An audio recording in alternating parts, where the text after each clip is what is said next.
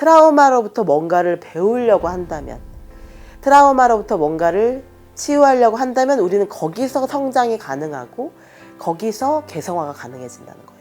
예, 싱클레어가 저 그동안 방황하느라 너무 힘들었어요. 에바 부인이 7부인가 8부인가 나오죠. 6부 동안 계속 에바 부인 안 나오다가 마지막에 또 제일 중요한 인물이 나오는데, 그때까지 너무 힘들었다는 거예요. 당신을 찾기까지, 또 데미안을 되찾기까지 너무 힘들었다는 얘기를 하니까 에바 부인이 아주 여유롭게 그 힘든 거 다 안다는 듯이, 그 길이 그토록 힘들었나요? 그저 힘들기만 했을까요? 그 길은 또한 아름답지 않았는지요? 당신은 그것보다 더 좋은 길을 알고 있나요? 이런 식으로 물어봐요. 그러니까 싱클레어가 막 힘들다고 투정을 부리다가 아닐 수도 있겠구나. 내가 가장 고통스럽다고 생각했던 그 순간이 사실은 가장 아름다운 개성화의 과정일 수도 있다는 거죠. 그걸 개성화라고 하는데, 개성화가 이제 사회화의 반대말이라고 해요. 그래서 융심리학에서 가장 핵심적인 개념 중에 하나인데, 사회화는 우리가 늘 하고 있는 거. 예. 그래서 우리는 다른 사람들한테 잘 보이고 싶어 하잖아요. 그래서 거짓말도 좀 하고, 예. 모르는데 좀 아는 척도 하고 그러죠, 어른들은. 그게 사회화인데, 그런 사회화는 우리를 점점 우리의 본질에서 멀어지게 한다는 거죠. 다른 사람에게 잘 보이기 위해서 우리의 본질을 숨기고, 예, 진짜 하고 싶은 것을 하지 않고, 그리고 그냥 사람들이 시키는 것에 만족하고, 그게 또 이 책에서 비판하는 아벨의 삶인 거예요. 싱클레어의 아버지 같은 사람이죠. 그냥 교회에서 시키는 대로 순종하는, 교회라는 것은 일종의 상징으로 보시면 돼요. 어떤 조직이죠. 거대한 조직. 거대한 조직에서 시키는 대로 그냥 하는 사람들. 예. 아무런 창조적인 해석도 하지 않고, 카인과 아벨의 이야기에서 그냥 아벨은 착하고 카인은 나쁘다, 이런 걸 그냥 그대로 믿어버리는 사람들. 예.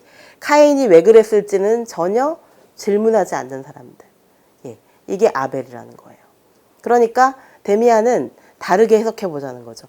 그럼 정말로 아벨만 착하고 카인은 정말 쳐죽일 나쁜 놈이냐, 다시 한번 생각해 보자는 거죠. 사실만을 보면 카인이 아벨을 죽였다는 거예요. 사실만을 봤을 때. 근데 진실은 어쩌면 20년 동안 아벨이 카인을 괴롭혔을 수도 있는 거예요. 21년째, 마지막 21년째 카인이 마침내 정말 정당방위에 성공했을 수도 있는 거예요. 그게 진실일 수도 있다는 거예요. 예. 이건 이제 저의 해석이고, 예.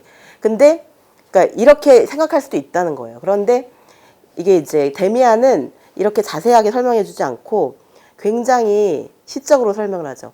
카인이 어쩌면 너무나 대단하고 뛰어난 사람이라 사람들이 그를 질투하고 미워해서 그에게 카인의 표적이라는 게 정말 이마에 뭘 붙이고 다니는 건 아니었을 거다. 그런데 뭔가 섬뜩한 기운, 뭔가 비범한 모습, 이런 걸 사람들은 싫어했을 거라는 거예요. 그래서 카인이 뭔가를 잘못했을 때 옳았구나 하고 카인에게 이제 정말 뭔가를 혐의를 잡아서, 예. 그때부터 카인을 계속 나쁜 사람으로 몰아갔을 수도 있지 않을까라고 질문을 하는 거죠. 그랬더니 이 싱클레어는 너무 충격을 받는 거죠. 그러면 너는 카인이 좋은 사람일 수도 있다고 믿는 거니? 어쩌면 그럴 수도 있다는 거예요. 예. 그러니까 완전히 질문하는 방식을 바꿔버리는 거죠. 교회가 가르쳐주는 대로, 선생님들이 가르쳐주는 대로 그냥 순종하는 아벨적인 삶이 아니라 어쩌면 카인이 옳을 수도 있지 않을까? 예. 어쩌면 우리가 카인의 후예들이 아닐까? 우리처럼 이해받지 못하고 특별하지만 사랑받지 못하는 사람들. 그러니까 우리라고 하는 것은 이제 이 뭐랄까요? 아프락사스, 나중에 나오는 이제 아프락사스와 연결이 되는 건데, 데미안, 아프락사스, 카인, 에바 부인, 싱클레어, 이 5개가 연결되어 있는 개념이에요. 예. 그러니까 카인의 후예들, 아프락사스의 후예들인 거죠. 이런 사람들은 평범한 사람들의 세계 속에서 이해받지 못하는 존재들이 될 수도 있다는 거예요. 내가 어딘가에서 미움받고 잘 이해받지 못한다면 이건 내가 카인의 후예란 뜻이다. 내가 이렇게 정말 이해받지 못하고 특별하고 용감하고, 예, 남다른 용기와 지성을 가진 사람들은 다들 불길하게 보니까, 예, 그렇지 않은 사람들에게는 남다른 지성과 용기를 가진 사람들, 개성을 가진 사람들, 용기를 가진 사람들은 이해받지 못하기 때문에 너무 속상해하지 말라는 거예요. 예, 데미안이 그런 얘기를 해요. 예, 남다른 사람들은 남다른 용기와 개성을 지닌 사람들은 어디선가 불길한 느낌을 주게 마련이지. 그러니까 너무 미움받는다고 속상해하지 말라는 거예요. 예. 저를 용기 있게 해주는 대목들은 또 그런 대목도 있어요. 그런데 어쨌든 그 길이 그토록 힘들었나요? 그저 힘들기만 했을까요? 그 길은 또한 아름답지 않았는지요. 예. 우리를 가장 힘들게 했던 그 순간이 바로 개성화의 순간이라는 거죠. 그리고 그 개성화는 사회와 달리 아벨의 길이 아니라 카인의 특별한 길을 걸을 수 있는 용기를 말하는 거예요. 예. 남들에게 이해받지 못하더라도, 예. 저도 만약에 그냥 사회화만 됐더라면 그냥 서울대 국문과 박사에 만족하면서 그냥 계속 그 안에서, 예. 사람들이 하라는 대로 논문 쓰라면 쓰고, 예. 원서 쓰라면 쓰고 이러면서 계속 좌절하면서 그러고 있겠죠. 지금도 그러고 있겠죠. 예. 하지만 그 길이 이제는 못 가겠더라고요. 예. 그렇게 순종하는 길은 저에게 안 어울리더라고요. 그래서 미움받더라도, 예. 사랑받지 못하더라도 그냥 내 길을 가자라고 결심했어요. 그래서 작가가 된 거예요. 예. 숫자가 싫다는 게 아니에요. 근데 그 시스템, 예. 뭔지 알죠, 여러분? 그러니까 모든 대학원은 어떻게 보면 회사랑 되게 비슷해요. 예. 그래서 상사의 말을 잘 들어야 되는 거예요. 상사의 눈밖에 난 거죠, 제가. 그래서 너의 글은 왜 이러니? 그러면서 제 글이 너무나 감성적이고, 예, 카인의 피가 뚝뚝 흘러서, 예, 아벨이 될 수가 없었던 거예요, 제가. 순종적으로 선생님이 시킨 대로 할 수가 없었던 거예요. 안 되겠다. 나는 그냥 나의 글을 써야 되겠다. 예. 그래서 제가 뭔가 용기를 받았던 대목들이 데미안에 정말 많은데 그런 얘기를 해요. 데미안이 네가 만약에 평범한 길을 걷게 되고, 예, 네가 이 카인의 길이 너무 힘들어서 이걸 포기하고 그냥 평범한 아벨의 길을 살게 된다면 사람들에게 사랑받고 싶고 인정받고 싶어서 그런 세속적인 길, 막 유행하는 길, 대세와 유행을 따라버린다면 아프락사스가 널 떠날 거야라고 얘기를 해요. 예. 저는 그게 너무 싫더라고요. 아프락사스가 날 떠나면 미칠 것 같아요. 예. 아프락사스가 내 옆에 있었으면 좋겠어요. 오늘 지금 설명할 것이 바로 그 아프락사스인데, 아프락사스는 빛과 그림자를 다 포함하는 온전함의 세계예요. 그러니까 아프락사스는 인간의 모든 사악함이나 부끄러움이나, 예, 이 더러움이나 이 모든 것까지도, 그림자까지도 모두 끌어안는 것이 아프락사스라는 거죠. 그러니까 전체성이라고 할 수 있죠. 전일성이라고도 볼 수 있고. 그러니까 아프락사스는 카인과 아벨 모두를 인정하는 거예요. 예. 이게 훨씬 좋잖아요. 예. 사람이 엇나갈 수도 있고 나쁘게 될 수 있지만 다시 또 나로 돌아올 수 있잖아요. 그거 자체가 나 전체인 거지.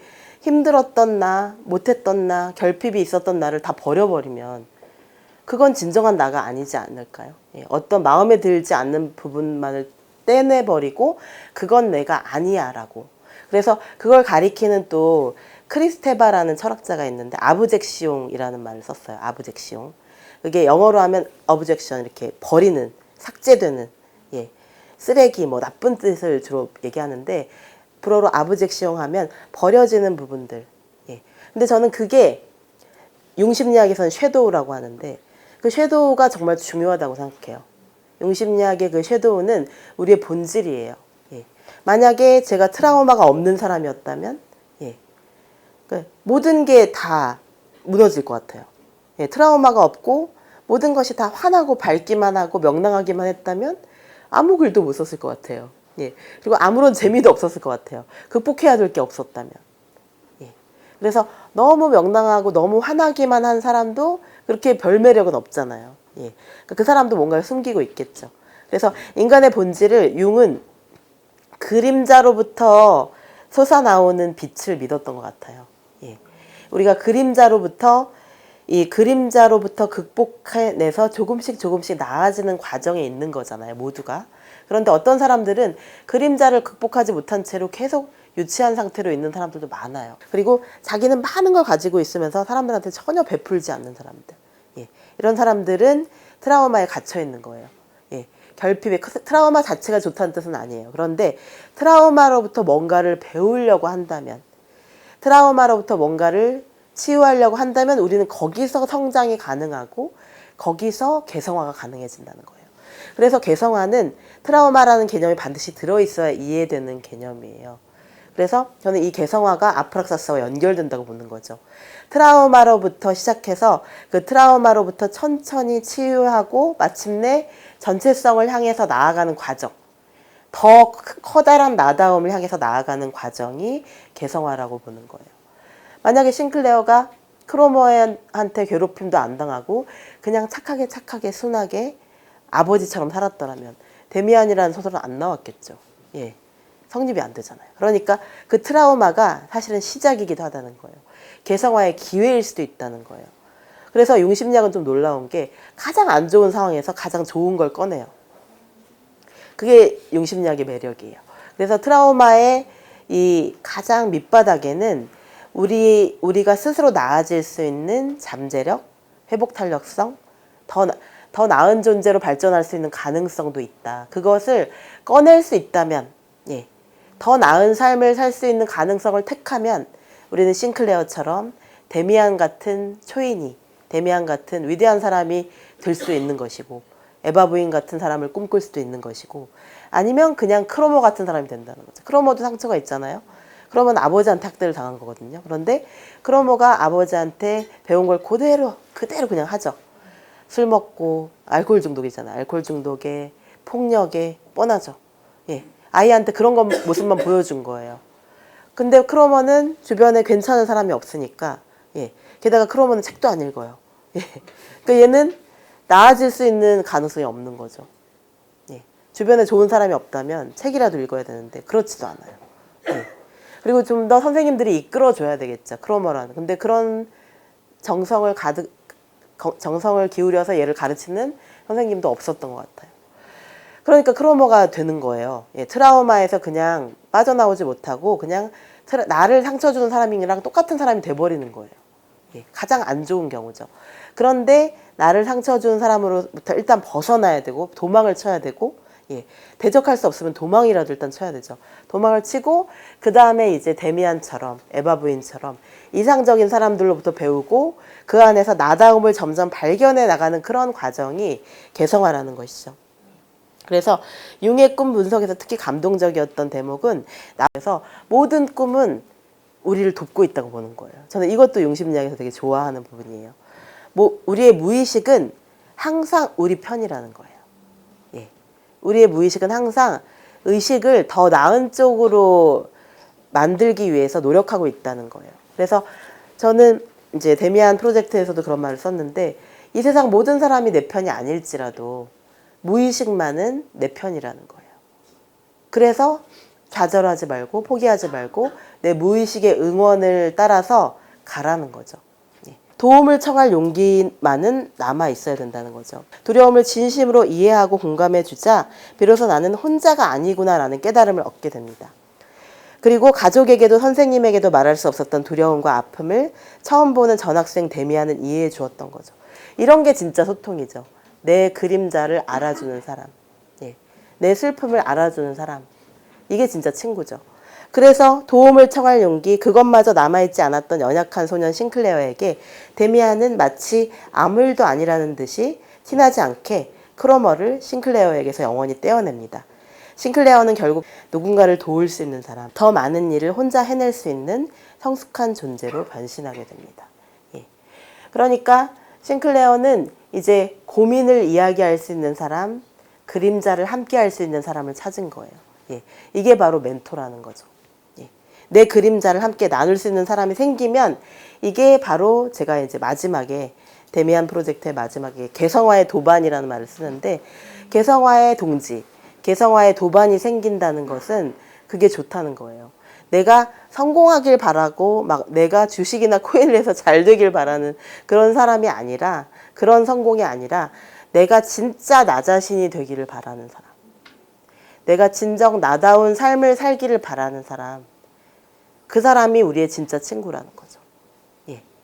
나의 성공만을 바라고 내가 어떤 이득을 얻기만을 바라는 그런 사랑이 아니고, 그건 이기심이죠. 이기심이거나 성공에 대한 집착인데, 그게 이제 에고라는 거예요. 그런데 나의 셀프까지, 나의 셀프까지 사랑하는 사람이라는 건 나의 그림자까지 사랑한다는 뜻이거든요. 내 상처까지, 내 트라우마까지 이해하고 사랑해주는 사람이 우리의 진짜 친구고 사랑하는 사람이고 가족이 될 수 있다면 그게 가장 이상적인 삶이겠죠. 예. 근데 그게 참 어려워요. 어렵기 때문에 우리가 매일매일 제가 고전을 읽는 이유 중에 하나가 그런 사람이 되고 싶어서 그렇게 자꾸 보다 보면 비슷하게 될 것 같아서 예. 그래서 조금이라도 데미안에 가까이 가기 위해서 조금이라도 에바 부인을 닮고 싶어서 계속 읽는 거예요.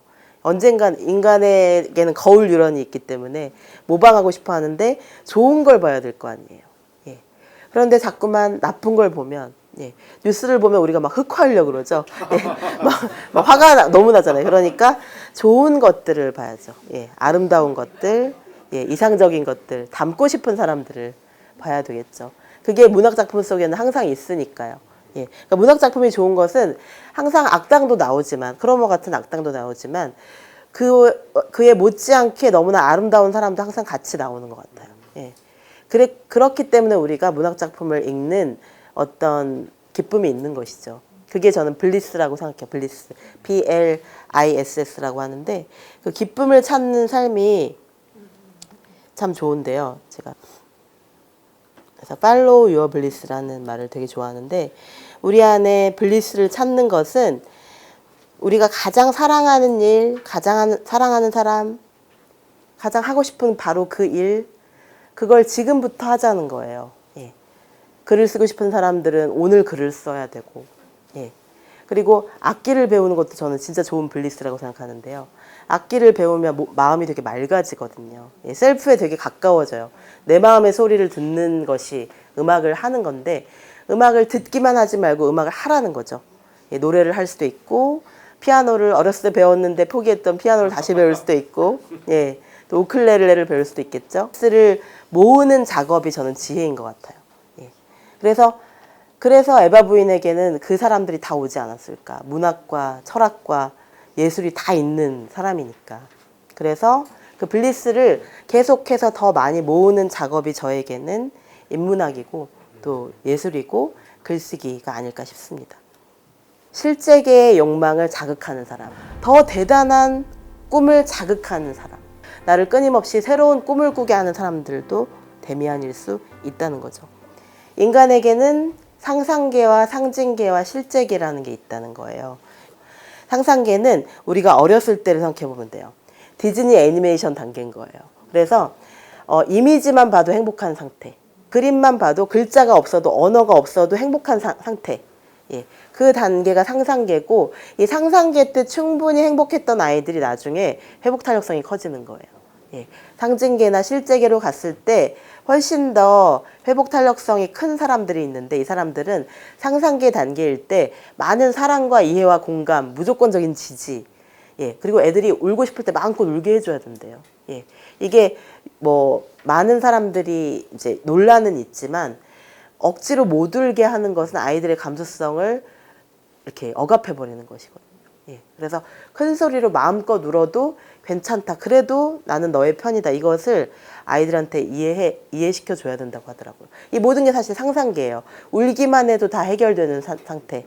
그리고 이미지와 사운드만으로도 다 해결되고 말을 못 알아들어도 행복한 상태인데 근데 이 상상계를 계속 유지하려고 하면 문제가 생기겠죠. 어른이 되어서는 이제 우리가 교육을 통해서 상징계로 가는데 교육과 그다음에 어른이 되는 여러 가지 교육, 돈도 벌어야 되겠죠. 그리고 스스로 의식주도 해결할 줄 알아야 되겠죠. 빨래도 하고 밥도 할 줄 알고 스스로를 지킬 줄 알아야 되겠죠. 그렇게 되는 상태, 내가 원룸을 얻어서 혼자 월세를 내더라도 내가 나를 책임질 수 있을 상태가 상징계예요. 그런데 아직까지 싱클레어는 상상계에서 상징계로 가는 과정이었던 거죠. 그런데 상상계가 더 컸던 거예요. 왜냐하면 엄마 아빠가 다 해주니까. 예. 엄마 아빠가 다 보호해주는 그 단계에서는 얘가 상징계를 많이 경험해 보지 못했을 때는 별로 힘들지 않았던 거예요. 그런데 상징계가 유난히 힘들게 오는 사람이 있어요. 얘가 그랬던 거죠. 갑자기 얘가 준비도 안 됐는데 상징계에서 어른이 될 수 있는 여러 가지 준비가 안 돼 있는데 갑자기 크로머가 확 치고 들어온 거죠. 상징계로 진입하자마자 크로머가 얘를 공격해버린 거예요.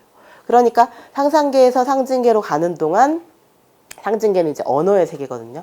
상상계의 주요 동력이 이미지라면, 그림이라면, 그러니까 엄마의 얼굴만 봐도 좋은 상태인 거예요. 상상계는. 근데 상징계는 엄마의 언어가 필요한 거죠. 위로하는 엄마의 이야기가 필요하고, 엄마 동화책 읽어줘 애들 막 그러잖아요. 예.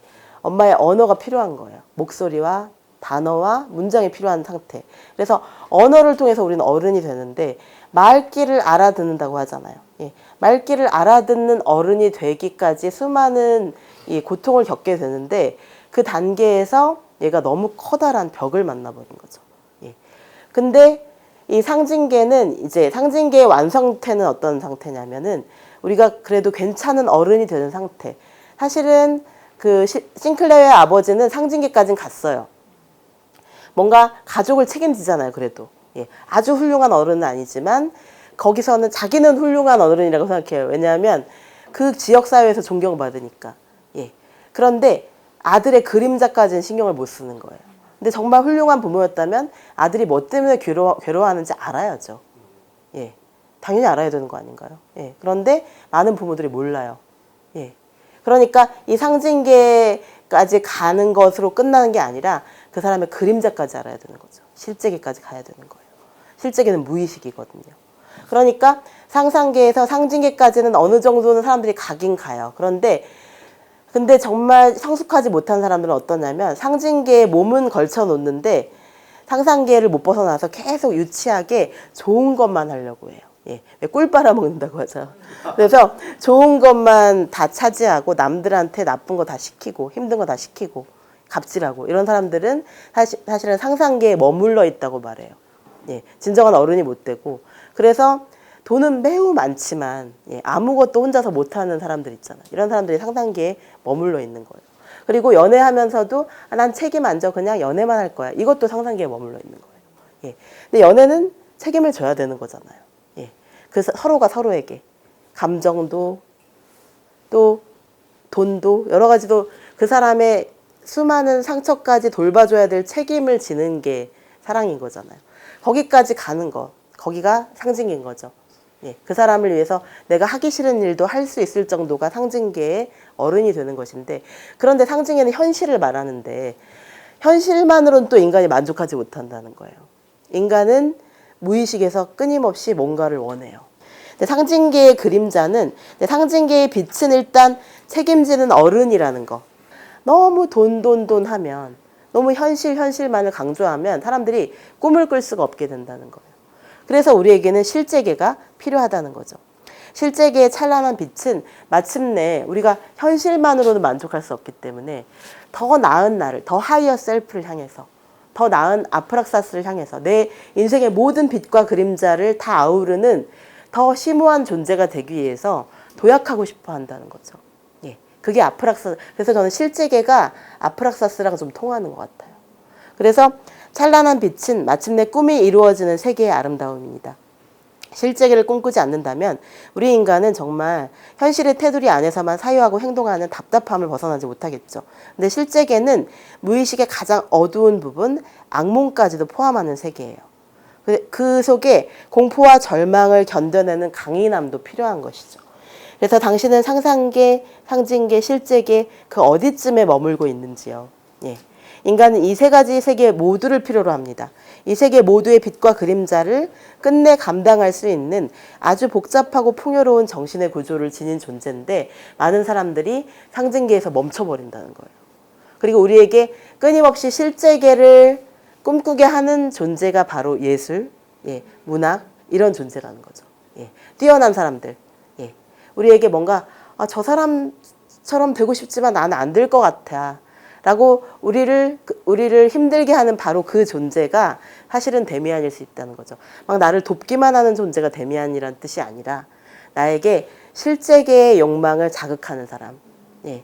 나에게 뭔가 찬란한 더 대단한 꿈을 자극하는 사람. 내가 그냥 현실에 만족하지 않도록 나를 끊임없이 새로운 꿈을 꾸게 하는 사람들도 데미안일 수 있다는 거죠. 그래서 데미안은 싱클레어가 고통 속에 굴복하지 않기를 바라는 거예요. 크로머를 때려 죽이라고 얘기하죠. 그런 악당으로부터 너의 삶의 주도권을 절대 빼앗겨서는 안 된다고 강하게 주장해요. 그래서 데미안이 싱클레어의 고민을 간파하면서 그 머릿속에 두려움의 실체를 꿰뚫어 버리자 보자마자 실제계로 바로 들어가 버리는 거예요. 근데 많은 사람들은 상징계에서 친해지는 것도 어렵거든요. 예. 근데 싱클레어는 당황하면서도 반가움을 느껴요. 아, 이 사람이 내 그림자를 알아주는구나. 본능적으로는 반가워해요. 그런데 데미안도 무섭잖아요. 데미안도 너무 대단한 존재이기 때문에 저 사람이 나의 평범한 행복을 빼앗아갈까 봐 두려운 거죠. 예. 아직까지는 아벨의 세계에 있거든요. 그런데 이제 나중에 카인의 세계로 넘어가게 되는 거죠. 싱클레어가. 그래서 데미안은 싱클레어가 계속 방황하고 모색하고 수련하고 탐구하기를 기다려요. 그래서 그들이 마침내 함께 실제계의 세계를 향해서 뛰어들 수 있게 될 때까지 그 세계는 데미안이 설령 전쟁터에서 세상을 떠난다고 하더라도 결코 헤어지지 않는 세계. 그래서 정말 사랑하는 사람은 죽어서도 헤어지지 않는 것 같아요. 예. 그래서 그 사랑이 크다면, 그 사랑이 정말로 진짜로 서로의 영혼이 연결돼 있다면 죽어서도 그 사랑은 끝나지 않는 것이 아닐까. 그래서 데미안이 싱클레어에게 마지막 작별 인사를 할 때, 이거 너무 스포일러인가요? 이 데미안이 싱클레어에게 작별 인사를 할 때 그건 그렇게 슬프지만은 않아요. 왜냐하면 전쟁 때문에 데미안이 이렇게 세상을 떠나게 됐지만 근데 싱클레어에게 희망을 주는 얘기를 하죠. 네가 또 나를 부르면 내가 옛날처럼 말을 타고 달려오지 못할 거야. 기차를 타고 달려오지도 못할 거야. 몸으로는 올 수 없다는 거죠. 상징계로는 못 온다는 거예요. 그런데 하지만 너의 깊은 마음 속을, 너의 깊은 영혼 속을 들여다보면 그 영혼의 거울 깊숙한 곳에 바로 내가 있을 거야. 너무 멋지지 않아요? 이게 진짜 사랑이죠. 이게 정말 우정이죠. 우정이고 사랑인 거죠. 그래서 이거는 모든 것을 뛰어넘은 사랑이죠. 그래서 너는 이미 내가 되었어. 너는 이제 내가 없어도 너의 영혼 깊숙한 곳에 내가 살고 있기 때문에 결코 너는 혼자가 아니라는 거죠. 그러면서 에바 부인의 키스를 전해주죠. 그러니까 세 사람이 연결되어 있는 거예요. 이 카인의 후예들이. 아프락사스로 연결되어 있고 카인의 표적으로 연결되어 있는 거죠. 이들은 미움받을지라도 이해받지 못할지라도 자기 안의 셀프를, 자기 안의 찬란한 무한을 영원히 간직할 용감한 존재들이라는 거죠. 실제계를 향해서 끝까지 날아갈 사람들이고 아프락사스가 이들을 절대로 떠나지 않겠죠. 그래서 상징계의 차원에서는 데미안이 죽음을 맞이하지만 실제계의 차원에서는 데미안과 싱클레어가 그 어느 때보다도 하나의 존재로 연결돼 있다고 저는 해석하고 싶어요. 그래서 이거는 이별 같지만 진짜 이별이 아닌 거죠. 어쩌면 더 큰 사랑의 시작? 어쩌면 더 커다란 사랑의 시작이고 어쩌면 더 찬란한 아프락사스의 날개가 정말 그 거대한 날개를 펼치는 순간이 아닐까 싶습니다. 여러분의 찬란한 개성화를 응원하며 여기까지 마치도록 하겠습니다. 감사합니다.